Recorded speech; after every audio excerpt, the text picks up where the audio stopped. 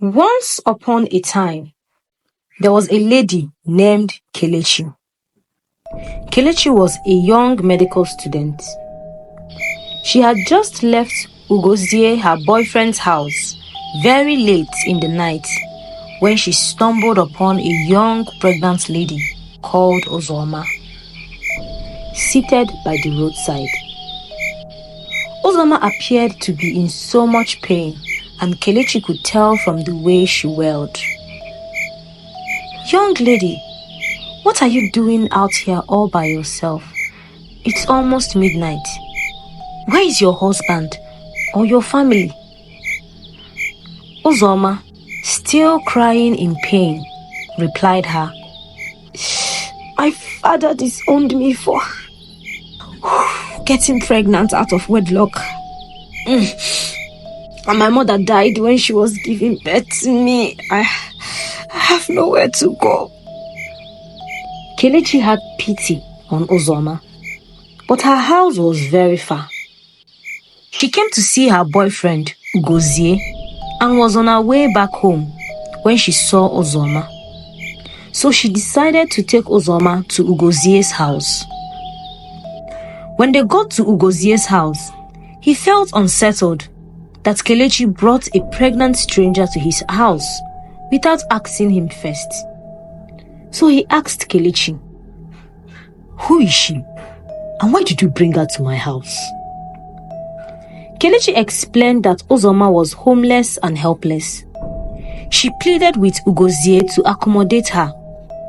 But as they were contemplating whether to help Uzoma or not, Uzoma started screaming in pain.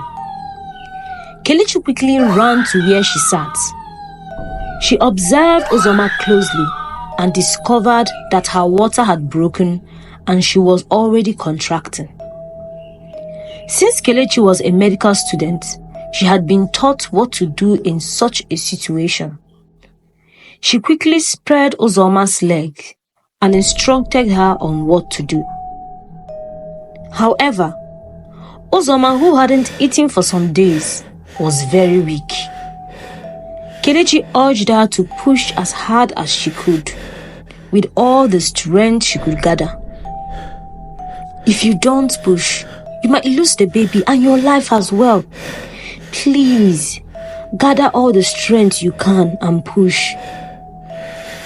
Uzoma listened to Kelechi, took a deep breath, and she gave the very last push with all the strength in her.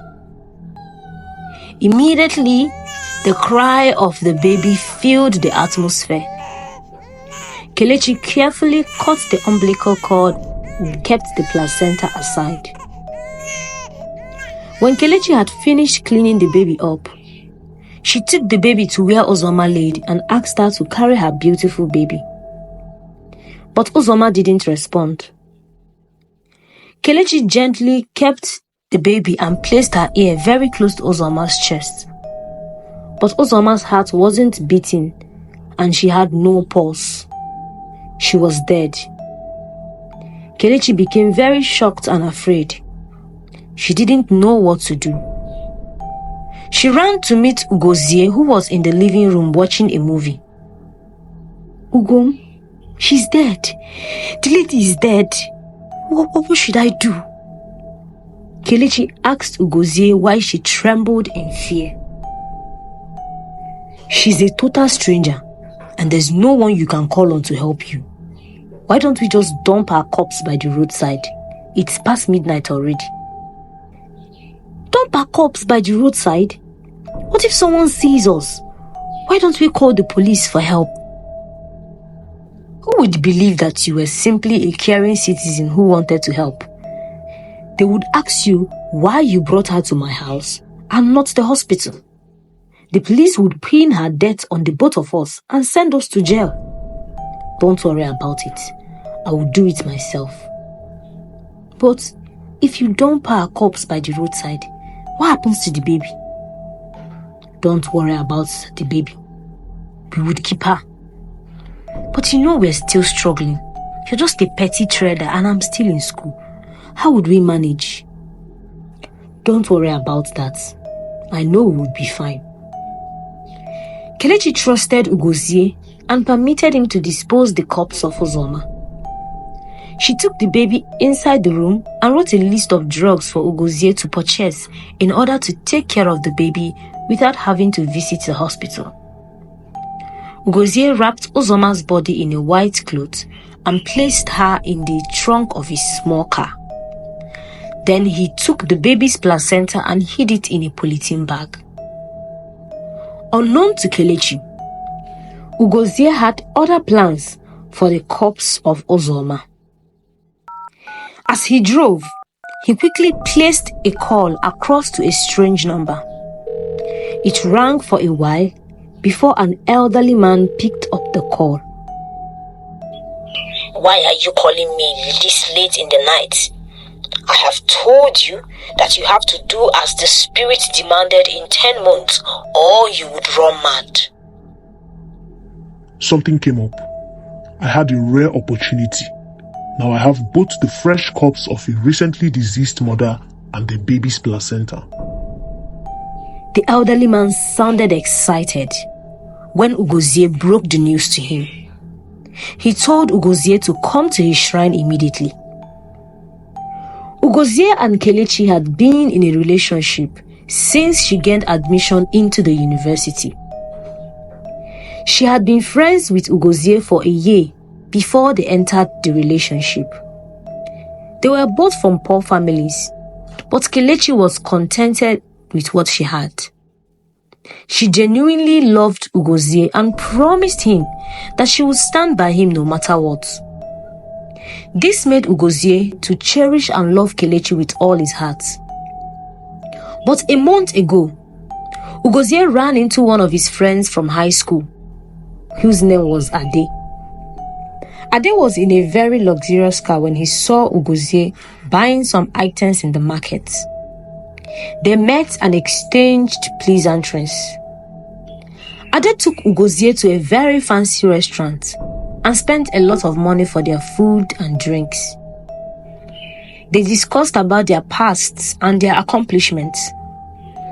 Ugozie was very shocked at the lavish lifestyle Ade was living. So he suddenly became curious and asked Ade the source of his wealth.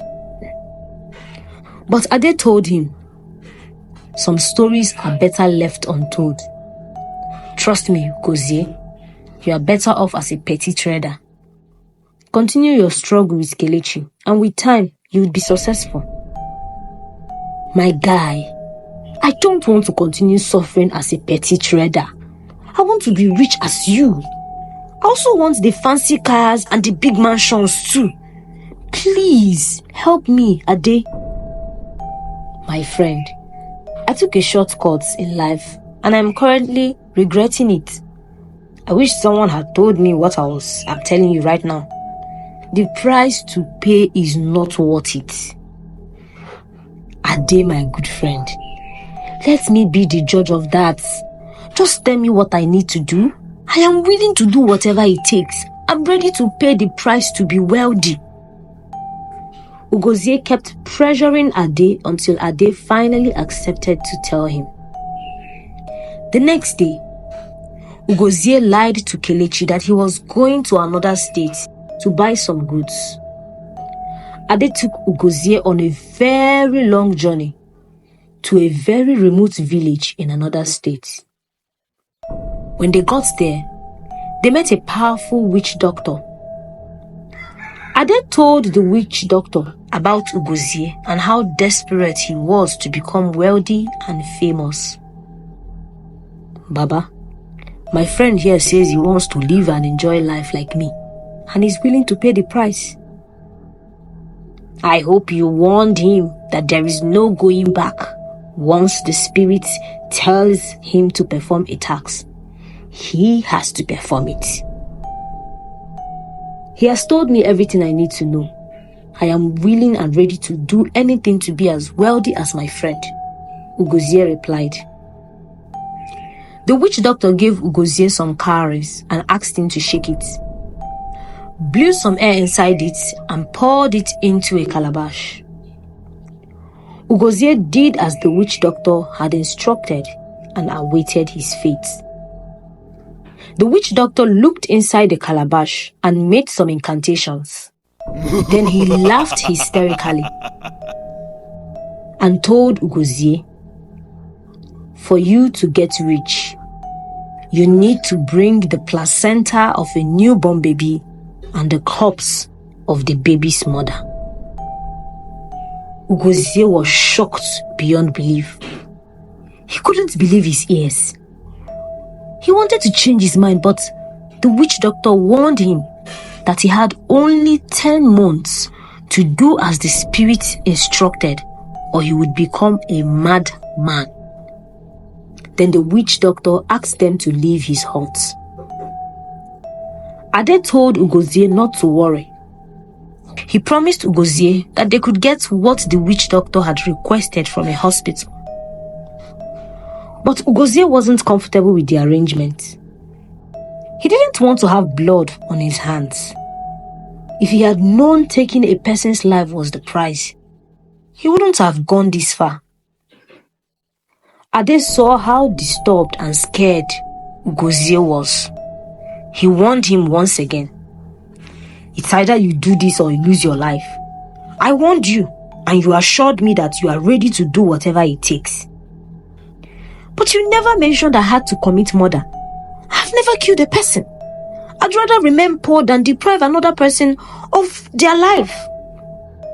"There's a price to pay for everything, my friend. This is the price I paid. If you want to be like me, you have to pay the same price too. There is no turning back now." When Ugozie got home that night, he couldn't sleep. The words of the witch doctor kept troubling his mind. He didn't want to kill anyone, but he also didn't want to run mad. He was in a very deep dilemma. When he finally slept off, he had a nightmare. And in the nightmare, Ugozie saw himself in a very grand celebration, in a compound of a very huge, beautiful mansion. People were dancing and there was jubilation. Ugozie struggled through the crowd and arrived at the center of events. There was a very white casket decorated with gold which was open. He went closer to see what was inside the casket, and to his greatest surprise, he saw himself lying lifeless inside the casket. He looked up at the mansion and saw a big banner with his picture which said, "The Rich Mad Man." Ugozie became very scared. He screamed and tried to run away, but he felt someone hold his hand. Immediately, he woke up to see Kelechi holding his hand. "I heard you screaming in your dream. Are you okay? Can you tell me about it?" Kelechi asked. But Ugozie could not. His greed had landed him in serious trouble. Ever since then, Ugozie found it difficult to have a good night's rest. Ade even told him there was no way he could assist him anymore because the doctor he relied on had been arrested. So Ugozie would have to find the corpse of a pregnant woman and her child's placenta all by himself. One night, as Ugozie lay on his bed thinking about his fate, Kelechi, his girlfriend, visited him. She told him that she had urgent news for him. When Ugozie asked her what the matter was, Kelechi told him that she was pregnant and it was against her fate to commit an abortion. Ugozie felt happy by the news. He instantly decided that he would kill Kelechi when her pregnancy was due and take her placenta and corpse to the witch doctor. However, when Kelechi returned again that night with Uzoma, who was pregnant, this presented Ugozie with a better opportunity. Ugozie took Uzoma's corpse and the placenta to the witch doctor that night. The witch doctor performed some rituals and told Ugozie that he would be rich However, he warned Ugozie that he must not have a child. If you have a child of your own, then you would lose your life instantly, because you cannot have an heir to your empire. When you die, it all goes back to ashes. Ugozie had no choice but to accept the witch doctor's conditions. When he got back home, he met Kelechi sleeping on the bed next to the newborn baby. They both looked peaceful, like mother and daughter. As he glanced at her, he quickly recalled she was pregnant, and if he should allow her deliver his child successfully, it means he would die instantly. So Ugozie went into the kitchen and took a knife. His heart was heavy and darkened, controlled by greed and selfishness. And in that moment, he forgot everything that Kelechi had done and had been through with him. He wanted to kill Kelechi and the newborn baby. As he gently walked further to where Kelechi and the baby lay down, he heard a loud bang on his door. Ugozie quickly kept the knife on the table close to him. The knock was so loud that it woke Kelechi up as well. However, the baby was still asleep. The banging came again, and together, Ugozie and Kelechi went to see who was knocking. When they opened the door, they saw a woman and two policemen. The eyes of the woman was bloodshot. It was obvious she had been crying. "We're deeply sorry for intruding your privacy by this time of the night, but we are searching for a young, pregnant lady called Uzoma. People in the vicinity said she was last seen in this area." Kelechi became very scared, but Ugozie gestured on her to calm down. "Pregnant young lady in this vicinity. I just returned from disposing some trash and I didn't see any pregnant woman on my way back in." The woman felt very disappointed. As they were about to leave, the woman personally asked Kelechi, "My daughter, how about you? Have you seen my daughter, Uzoma? She's the same height and maybe the same age as you are. She's pregnant and she's due to enter labor any time from now. She's my only daughter, my only daughter." Kelechi could feel the pain in the woman's voice. The tears of the woman touched her deeply, but Uzoma gestured to her once again to feign ignorance. "I'm really sorry, ma. I haven't seen your daughter either, and I pray and hope that you find her. I really hope she's safe." The policemen thanked them for their time and moved to question people in other apartments. But Kelechi couldn't take her eyes off the woman. She felt so much pity and pain, knowing that the woman's grandchild is with her. Notwithstanding, she couldn't say anything because Ugozie told her that they would both be arrested if they told anyone. What was the meaning of that out there? Were you planning to confess in front of the police? Ugozie charged at Kelechi, anger written all over his face. But Kelechi was calm. She looked into the room and admired the sleeping baby. Then she asked Ugozie, "What have you done with the corpse? Did you get the drugs?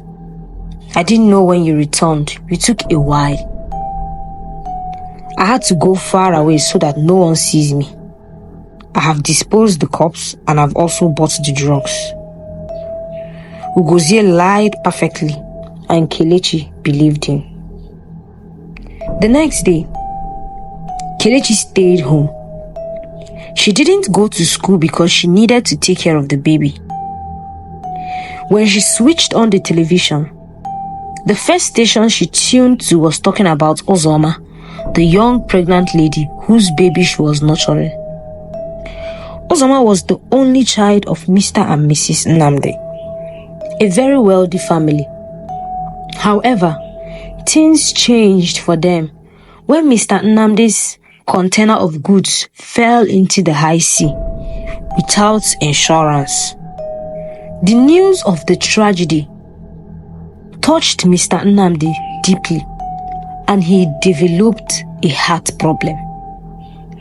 He was quickly taken to the hospital, but the doctors told his wife and daughter that Mr. Nnamdi needed an urgent heart transplant. Uzoma was only 17 years old at that time. They were fortunate to find a donor, but they had to sell all that they had to compensate the family of the deceased whose heart was to be donated. However, the money for the surgery was beyond their financial capability. Mrs. Nnamdi met a very wealthy Alhaji called Yusuf and pleaded for his assistance to save her husband. Alhaji Yusuf accepted to help them, but on one condition: that Uzoma, her only daughter, who was only 17 years old, would be betrothed to him. If Mrs. Nnamdi could pay the money loaned with interest in 2 years, then she could have her daughter back. But if not, then Uzoma would become one of his numerous wives. When Mrs. Nnamdi told her daughter this, Uzoma didn't argue or flinch. She instantly accepted to be betrothed to Alhaji Yusuf. Uzoma loved her father so much that she was willing to do anything for his recovery. Mrs. Nnamdi was also sure that he would pay back Alhaji Yusuf once he completely recovers. But unfortunately, the heart transplant wasn't successful, and Mr. Nnamdi lost his life on the operating table. His death was devastating, but Mrs. Nnamdi had to pay Alhaji Yusuf back his money, or she would lose Uzoma forever. 2 years passed very fast. Mrs. Nnamdi couldn't meet up with the payments, and Alhaji Yusuf wasted no time in making Uzoma, who was now 19 years old, his 9th wife. The other wives of the Alhaji despised and hated Uzoma because she was so young and beautiful. The Alhaji stopped giving the other wives attention. He would always meet Uzoma instead, and this built jealousy and envy in the hearts of the other wives. So they conspired to get rid of her. A few months after Uzoma's marriage to Alhaji Yusuf, she became pregnant. In this period, Alhaji Yusuf had to travel to another country for a very long time to do business. This left Uzoma at the mercy of his other wives, who started maltreating and hurting her. They refused to give her her portion of food and even peace of mind. The girl was frustrated, but she couldn't go back to her mother. It was clearly stated in the terms and agreements of their marriage. When Uzoma's pregnancy was 8 months old, she had to run away from Alhaji Yusuf's house in order to save her life and that of her baby. She wrote to her mother, telling her mother that she was 8 months pregnant, but she got no response, so she stayed on the street for days, without food or water, until the night Kelechi saw her. The lack of proper nutrition forced her into early labor and ultimately cost her life. By the time Mrs. Nnamdi got Uzoma's message, it was already too late, and ever since then, she had been walking up and down the street which Uzoma told her she was, searching for her only daughter.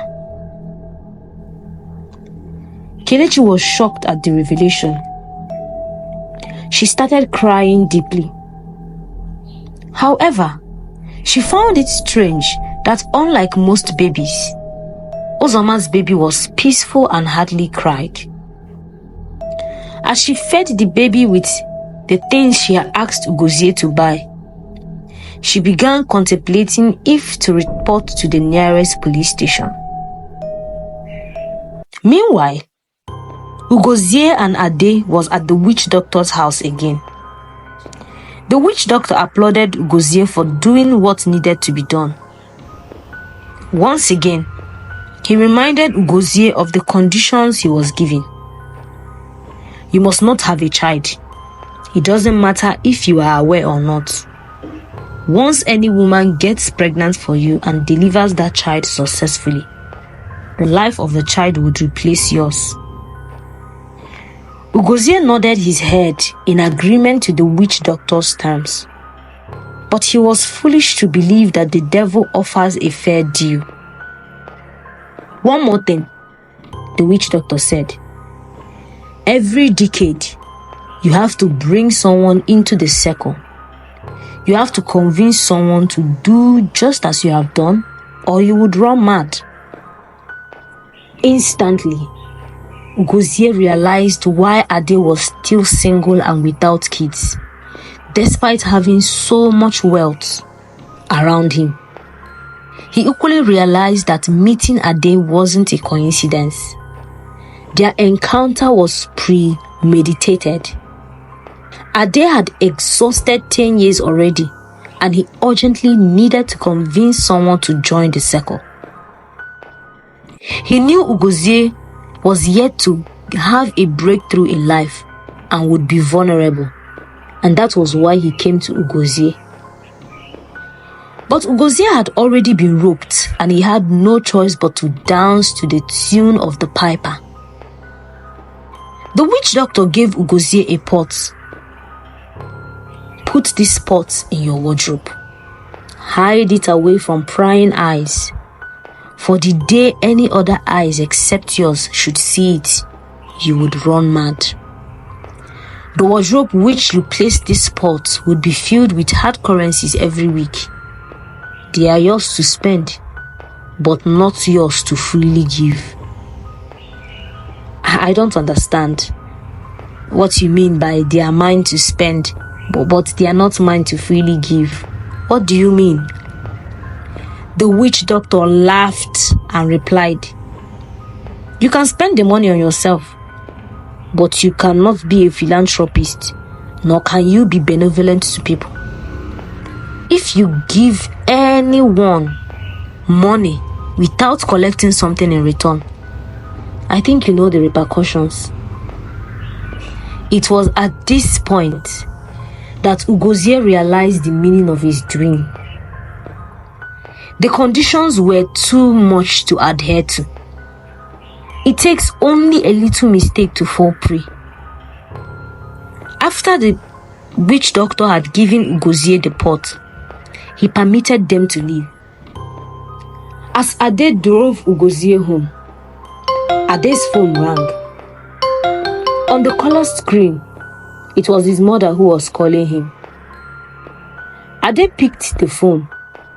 Without waiting to hear from the other side, he said, I don't have money on me. I'm broke. I know you're sick, but Mom, do you expect me to rob a bank? 10,000 naira is like 10 million naira to me. Then he disconnected the call and kept his phone. Ugozie watched Ade silently as Ade suddenly became moody and tears began to roll down his eyes. He started talking to no one in particular. They won't understand me. I am rich, but I can't send them a dime, because once I do, no matter how little, I'm going to lose my life. This is the price I have to pay. to watch my own family suffer in poverty. Shit. Despite the fact that I have what it takes to change their lives forever. Oh God. Ugozie couldn't say a word. He kept mute until Ade dropped him off at his residence. Ugozie had bigger issues to deal with. The police in search of Uzoma and the baby in his girlfriend's womb. He began to regret his actions. The next day, the police found the decomposing body of Uzoma disposed by a riverside. When Mrs. Nnamdi got there, she wept bitterly at the sight of her daughter's corpse. Then she knelt down and swore, "Uzoma, it wasn't your destiny to die like this. I command you as your mother. May your spirit know no rest until you have avenged your death. Uzoma, arise and hunt your killers. Until they confess or die, you will not rest." When Mrs. Nnamdi said this, she left and the policemen took Uzoma's corpse away. It was after that Kelechi started having intense nightmares. In her nightmare, Uzoma would appear to her and warn her to tell Mrs. Nnamdi the truth and return her grandchild or face the consequences. Return my child to my mother. Give me back my child. Return my child to my mother, or I will strike you dead. When the nightmares started getting too much, Kelechi decided that she would do as Uzoma wanted. She called Mrs. Nnamdi through the numbers displayed on the television program she watched and told her she had something to tell her. They fixed a location, but Kelechi had no idea that Ugozie was eavesdropping on her call. When Kelechi placed the baby in the baby carrier and wanted to leave the house, Ugozie stopped her. He stood at the door with a very sharp knife pointed at Kelechi and asked her to kneel down with her eyes closed.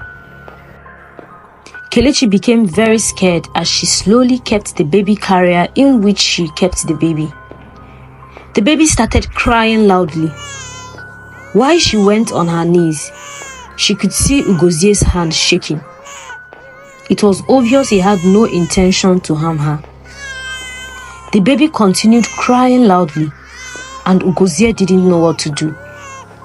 So he asked Kelechi to carry the baby and cuddle him so he would stop crying. He slowly went to check the windows to be sure that no one was nearby. Then he threw the knife on the floor and sat beside Kelechi on the couch. When he sat beside her, Kelechi wanted to move away, but Ugozie begged her to stay. She saw how broken he was, with tears flowing down his cheeks. Ugozie told her, "Obim, I'm sorry. Please forgive me. My quest for wealth has driven me to a cliff. I can neither jump nor turn around. I am stranded, Obim. I am stranded." Ugozie let out a deep sigh and started crying like a baby. She asked him softly, "Ugom, you know you can trust me. I've loved you since the first day I set my eyes on you, and I told you I would endure with you until you succeed in life. Please tell me, what have you done?" "I have entered a covenant with the devil in exchange for unlimited wealth. But the price I am asked to pay is beyond my capabilities. Of what essence is a shoe without legs?" Immediately Kelechi wanted to reply. Ugozie had a loud sound coming from the wardrobe in his bedroom. Out of fear, he quickly stood up cleaned his eyes and picked up the knife he previously threw on the ground. Slowly, he approached the wardrobe in his room, with the knife pointed forward. When he got there, he gently opened the wardrobe, anticipating the worst, which was where he had placed the pot that the witch doctor gave to him. As soon as he opened the wardrobe, bundles of foreign currencies poured out as if they were forced to stay inside the wardrobe. Ugozie let go of the knife excitedly and quickly started picking up the money. His eyes widened as he relished the aroma of mint currencies, and his smile plastered on his face. He suddenly had the door to the living room close. Then he recalled that he left Kelechi there. He quickly picked up the knife again, and this time, his resolve had been strengthened. He had seen and touched the money that the witch doctor promised him that he would get. So he was determined once again to do what needed to be done, which was to kill Kelechi and her unborn child and the young baby as well. But when he entered the living room, Kelechi and the baby were nowhere to be found. Meanwhile, Ade was faced with a big problem. One of the women he slept with some months ago was pregnant for him, but she hid the pregnancy from him because she wanted Ade to marry her. She discovered Ade was very rich and still single, so she felt Ade would be pleased to hear that she gave birth to his child, but unknown to her that it would be his doom. Ade got a call very late in the night when he was out with some friends. It was a doctor from a prestigious hospital. I believe I'm speaking to Mr. Ade Kombucha. This is Dr. Kunle from Royal Hospital. Your supposed wife is currently in labor, and we don't think she can make it without surgery. She has opted for an operation, but we wanted to inform you before we carried on. Before he would give a reply, the doctor hung up the phone. Ade started sweating immediately and rushed to his car. He kept calling the doctor back to ensure that the woman doesn't give birth to his child, but the doctor's number was unavailable. Ade entered his car and drove as fast as he could to the hospital. But just as he was about to enter the hospital, the lady gave birth to a bouncing baby boy. Immediately the cry of the baby filled the ward. Ade slumped right where he was and died instantly.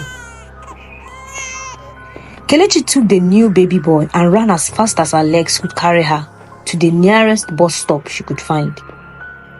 She wanted to call Mrs. Nnamdi, Uzoma's mother, but she left her phone while she was in a hurry to sneak out. Ugozie realized that Kelechi has escaped, so he quickly entered his small car and went in search of her. He drove round the neighborhood, but he couldn't find her. When he was getting close to the bus stop where Kelechi stood, he saw Kelechi and the baby, but a bus had already stopped before then. Kelechi equally saw Ugozie's car and quickly hopped into the bus. She told the bus driver that she was in grave danger and pleaded with him to take her to the nearest police station. As the bus moved, Ugozie followed the bus behind until it stopped in front of a police station. Ugozie realized he would be in trouble and quickly drove off. When Kelechi got down from the bus, she went to a store opposite the police station. She was still scared of the police because Ugozie warned her that she would be arrested if the police should find out she knew about Uzoma's disappearance. Kelechi borrowed a phone from the store and dialed Mrs. Nnamdi's number. "Good day, ma. We met earlier last week. I know what happened to your daughter. She delivered safely and your grandson is with me. I will text you a location so we'd meet. But please, don't involve the police. Mrs. Nnamdi was shocked to hear what Kelechi said. But at the same time, she was also very happy. She anticipated Kelechi's text and immediately it arrived, she started preparing to go and meet her. Ugozie felt Kelechi went to report what happened to the police station. So he quickly drove back home and started packing his things to leave the country. He packed all the money from his wardrobe and placed it in a bag. But as soon as he carried the pot, which the witch doctor gave him, he had someone call his name. Ugozie. Ugozie. He turned around hastily, but he saw no one. So he continued with what he was doing. He was about to put the pot in a box when the voice called his name again, but louder this time. Ugozie, Ugozie, why did you kill me? Ugozie quickly turned around while still holding the pot, but what he saw shocked him to the bone. He saw Uzoma's spirit. She was dressed in white and she was still pregnant. Out of fear for his life, Ugozie ran outside the house with the pot still in his hands, screaming for help. Immediately he got outside. His neighbors came out to know why he was shouting, and they all saw the pot he was holding. Instantly, Ugozie remembered the warning that the witch doctor gave him. No eyes must see this spot except you. If another eye should see this spot except you, then you would run mad immediately. Ugozie realized what had happened, and suddenly he lost control of his senses. He threw away the pot and started removing his clothes. His neighbors quickly held him down before he went naked and tied him up. They entered his house and saw the bag full of money. Without being told, they knew instantly that Ugozie had made a covenant with the devil and he was currently paying the price. So they took him to a psychiatric hospital. Meanwhile, Kelechi sat impatiently at the eatery, waiting for Mrs. Nnamdi's arrival. It didn't take long before she arrived. The woman scanned the eatery frantically with her eyes and rushed to where Kelechi sat because she was the only person holding a baby. Are you Kelechi, the lady that called me earlier? Mrs. Nnamdi asked eagerly. Yes, I am. Please, forgive me for lying to you earlier. I was so scared for my life and that of my boyfriend. Is that my grandson? My daughter's child? Yes, he is. Mrs. Nnamdi carried the baby in her arms and started to weep. She thanked Kelechi for saving the baby, even though Uzoma didn't make it. Thank you for saying the truth. I may have lost my Uzoma, but I am so happy that she gave me a baby to console me. May her gentle soul rest in peace, Kelechi said. She told me her father abandoned her because she gave birth out of wedlock and that her mother died immediately after giving birth to her. That was why I didn't ask about her family. Mrs. Nnamdi assured Kelechi that she wouldn't tell the police what truly transpired. But as they were talking, they saw a madman dancing along the road, just opposite the eatery. Kelechi looked closely and realized that it was her boyfriend, Ugozie. It turned out that he had just escaped from the psychiatric hospital. She shook her head in pity and said to herself audibly, what would it profit a man if he gains the whole world and loses his soul to the devil? The moral lesson of this story reminds us that slow and steady is far better than running ahead of your destiny to your detriment. There's no shortcut in life. For every profit we make, we'll eventually pay the price one way or the other. Greed is man's enemy. The earlier we learn to overcome it, the better it will be. Thank you so much for watching, and please do not forget to subscribe to our YouTube channel. If you enjoyed this story, give it a thumbs up, comment and share. Thank you and God bless you.